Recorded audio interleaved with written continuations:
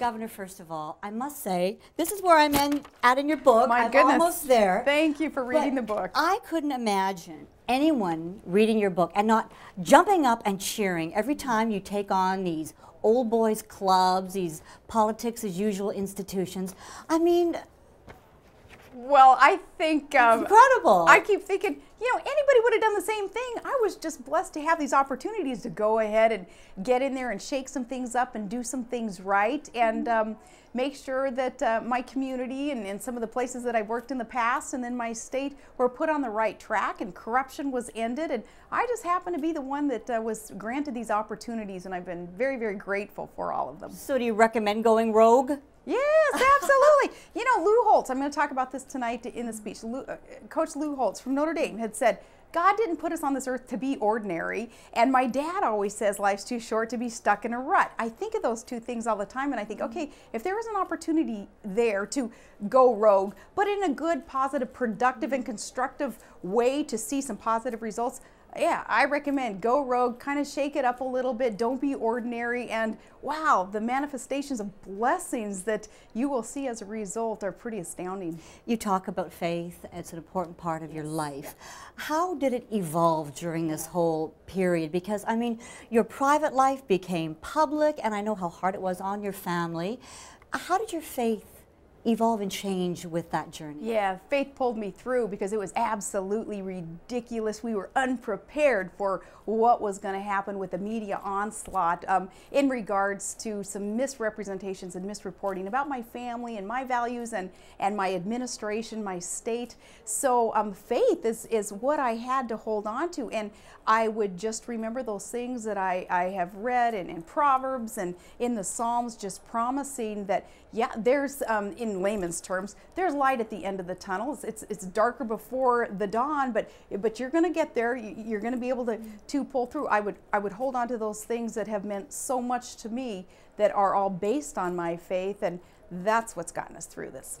Your faith, and you run. You don't just run for office, you run. I run. I got to run today in Hamilton, Did which you? was Where did you absolutely go? beautiful. Well, we did some treadmill in the hotel first, Right. and then, oh gosh, we couldn't help it but looking out there at the water and seeing some beautiful parts of Hamilton. It was wonderful. We share a lot of things, Canada and U.S. We sure do. In values, in beauty and appreciation of our freedoms. Yeah. Help me, Governor, understand this for Canadians. I just got one policy question about health care. Okay? Sure. You have a lovely family, a family that's had its own challenges with your beautiful boy, yes. Trig, and yes. then Bristol's little boy, Trip. Yes. If you weren't Sarah Palin and you didn't have the means, would that alter how you felt about a so-called universal health care system? You know, my feelings about a universal health care system would be the same no matter where I was or am in life, because Todd and I have been on a lot of stops along the spectrum. We have been without health care. We have had to purchase health care out of our own pocket. We have also been blessed with some jobs, some union jobs and a government job that provided us health care coverage.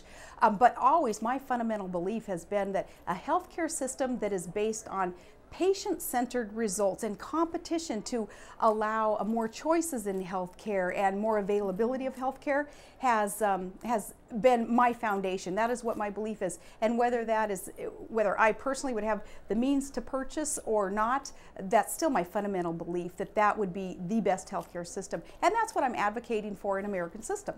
So people would be looked after even if they couldn't afford to pay? Thankfully, even in America, those who cannot afford health care, in emergency situations, they will be taken care of. They're not turned away. So that's the comfort. And an event like this tonight, though, is really something that matters. It's really profound what's going on tonight with this Charity of Hope, where people are voluntarily, generously wanting to reach out and provide hope, provide opportunity, provide resources for those who are challenged, who are in need. That's what I would like to see more of in the U.S., in Canada, all around our world, is that voluntary contribution that comes from our heart, not necessarily from government, perhaps taking from some and giving to others, but we voluntarily showing that good heart of our world and helping those who are in need. I want to ask you about motherhood, because throughout the book you also talk about how the big boys, they took you on because you had kids, but they wouldn't take on a male candidate because they had kids. You've probably been through that too. I'm well, sure I'll in your tell career. you. I'll tell you. I'm sure. I've run into a few old boys clubs, I'll tell you. However, ironically, you say that being a mother helped you be a better politician. It sure does. It helps, and I wish some of the good old boys would wake up and realize that.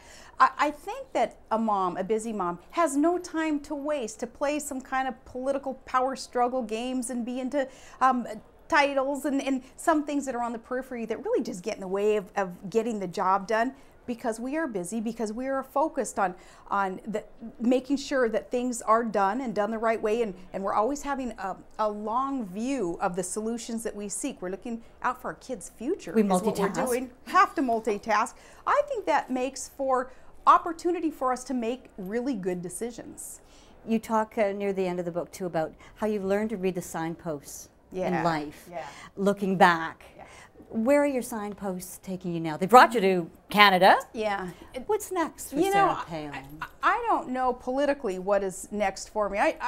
I do believe that it is a wise thing for us to put our lives in our Creator's hands. I put my life in God's hands, and I say I'm going to do the best that I can every day to help bring some positive change to people who perhaps need some help, need opportunity too. But that's what I'm going to do day to day, not necessarily knowing what will bring to my family, to my country, to my life in the next year, 2 years, 3 years down the road, but certainly wanting to help others who are facing challenges too. What I find after this year and a half of, some would call it a tumultuous ride, others would call it, I call it a very exciting and full ride that Todd and my family and I have really been on, I realize that everybody has challenges, everybody has battles. Some are played out on the front page of the newspaper perhaps, some of our challenges have been. Other people maybe don't go through that, but they still have their challenges. And if I can help provide some encouragement, some inspiration, some hope for them to get through their battles and make good decisions and get through a challenge, because that's what we've been able to do, then I'm going to stay focused on that. And whether that's on a local level in my own little town of Wasilla, or in the Oval Office. Or in the Oval Office. If it's right, then we will pursue that. Well, certainly you've changed the path ahead for other women in politics, Governor, and I'm sure that must be satisfying to know you've done that. It's satisfying, but I have been very blessed to stand on the shoulders of others who have gone before I have, those who fought so hard for equality and fought for women's rights. Heck, the right to vote for women, which wasn't that long ago, that we did not even enjoy. The women in my country, and we had not enjoyed such a benefit, such a right. So no, the women who have gone before me and forged a path, I stand on their shoulders, and I do hope to do the same though for other women who are going to be following footsteps. Thank you for carrying the torch, Thank Governor. you. And it was a pleasure meeting you. Thank you, you too. Oh, and I have something for you. Oh, wonderful. There you go. Thank you. It's a little mug from our TV station. Oh, very good. I'm happy to. Very good. CTS is television you can believe in. Very good. You know, I started out in TV years ago as a sports writer, so I have such appreciation, of course, for the whole vocation.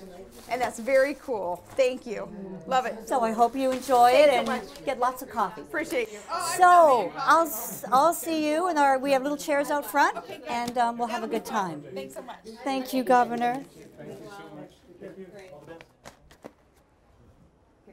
Thank you so much.